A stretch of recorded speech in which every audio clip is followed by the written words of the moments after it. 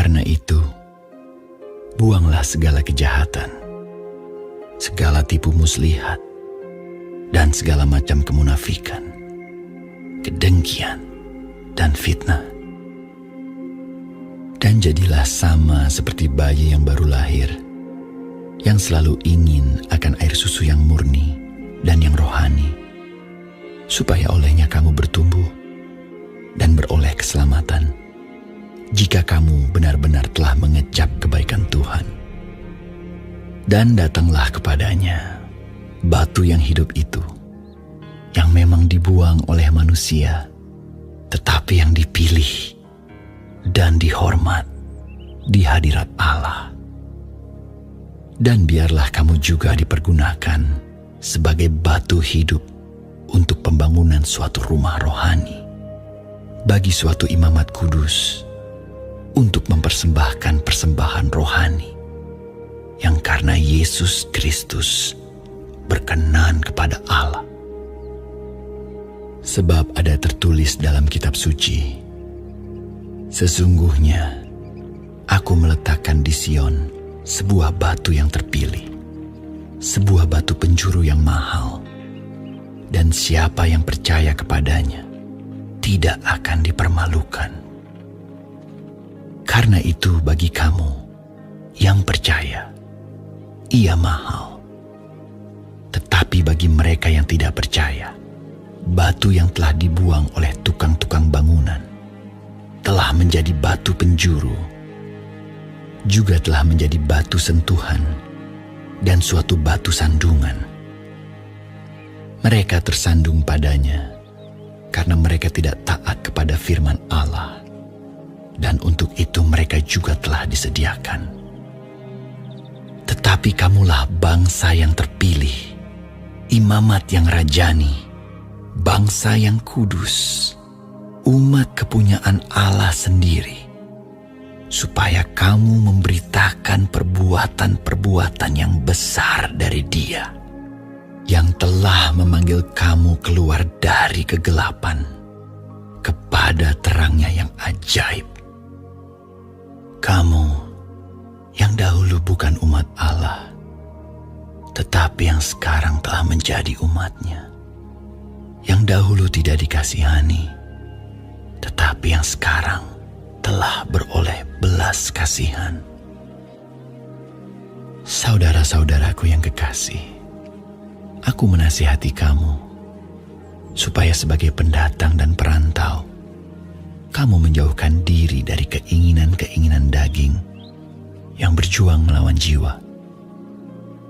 Milikilah cara hidup yang baik di tengah-tengah bangsa-bangsa bukan Yahudi, supaya apabila mereka memfitnah kamu sebagai orang durjana, mereka dapat melihatnya dari perbuatan-perbuatanmu yang baik dan memuliakan Allah pada hari Ia melawat mereka. Tunduklah karena Allah kepada semua lembaga manusia, baik kepada raja sebagai pemegang kekuasaan yang tertinggi, maupun kepada wali-wali yang diutusnya, untuk menghukum orang-orang yang berbuat jahat dan menghormati orang-orang yang berbuat baik. Sebab inilah kehendak Allah, yaitu supaya dengan berbuat baik, kamu membungkamkan kepicikan orang-orang yang bodoh. Hiduplah sebagai orang merdeka, dan bukan seperti mereka yang menyalahgunakan kemerdekaan itu untuk menyelubungi kejahatan-kejahatan mereka, tetapi hiduplah sebagai hamba Allah. Hormatilah semua orang, kasihilah saudara-saudaramu, takutlah akan Allah, hormatilah raja. Hai kamu hamba-hamba, tunduklah dengan penuh ketakutan kepada Tuhanmu, bukan saja kepada yang baik dan peramah, tetapi juga kepada yang bengis. Sebab adalah kasih karunia jika seorang karena sadar akan kehendak Allah menanggung penderitaan yang tidak harus ia tanggung. Sebab dapatkah disebut pujian jika kamu menderita pukulan karena kamu berbuat dosa? Tetapi jika kamu berbuat baik, dan karena itu kamu harus menderita, maka itu adalah kasih karunia pada Allah. Sebab untuk itulah kamu dipanggil, karena Kristus pun telah menderita untuk kamu dan telah meninggalkan teladan bagimu, supaya kamu mengikuti jejaknya. Ia tidak berbuat dosa, dan tipu tidak ada dalam mulutnya. Ketika ia dicaci maki, ia tidak membalas dengan mencaci maki. Ketika ia menderita, ia tidak mengancam, tetapi ia menyerahkannya kepada Dia yang menghakimi dengan adil. Ia sendiri telah memikul dosa kita di dalam tubuhnya di kayu salib, supaya kita yang telah mati terhadap dosa hidup untuk kebenaran. Oleh bilur-bilurnya kamu telah sembuh. Sebab dahulu kamu sesat seperti domba, tetapi sekarang kamu telah kembali kepada Gembala dan Pemelihara jiwamu.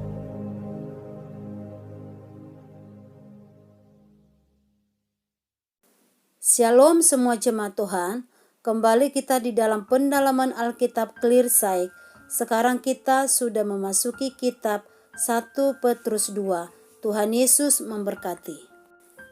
Di ayat 1 dikatakan, karena itu buanglah segala kejahatan, segala tipu muslihat, dan segala macam kemunafikan, kedengkian, dan fitnah.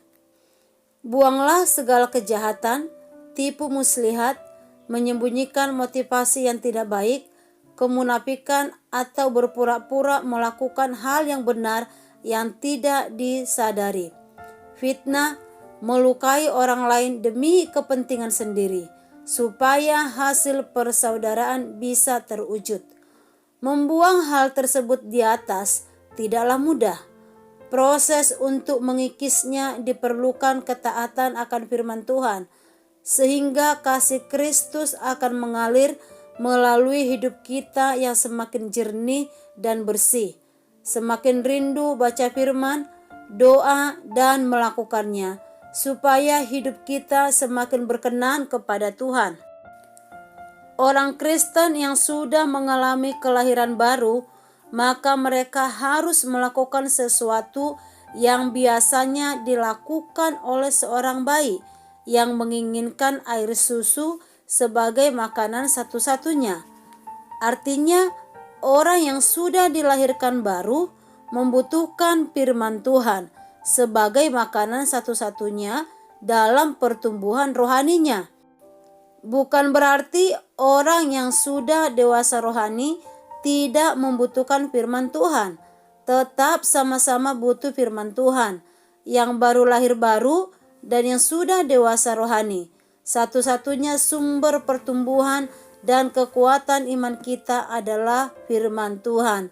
Dikatakan di dalam ayat 6, sebab ada tertulis dalam kitab suci, sesungguhnya aku meletakkan di Sion sebuah batu yang terpilih, sebuah batu penjuru yang mahal, dan siapa yang percaya kepadanya tidak akan dipermalukan. Seorang Kristen harus memiliki hubungan pribadi dengan Tuhan.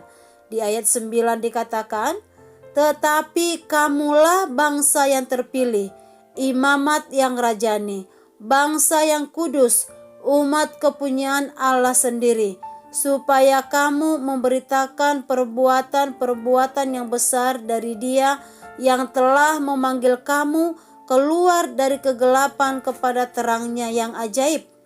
Di ayat 11 dikatakan, saudara-saudaraku yang kekasih, aku menasihati kamu supaya sebagai pendatang atau perantau, kamu menjauhkan diri dari keinginan-keinginan daging yang berjuang melawan jiwa.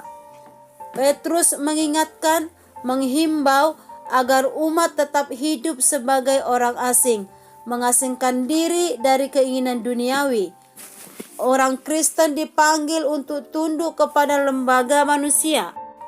Di ayat 13 dikatakan, tunduklah karena Allah kepada semua lembaga manusia, baik kepada raja sebagai pemegang kekuasaan yang tertinggi. Dipanggil untuk hidup bertanggung jawab.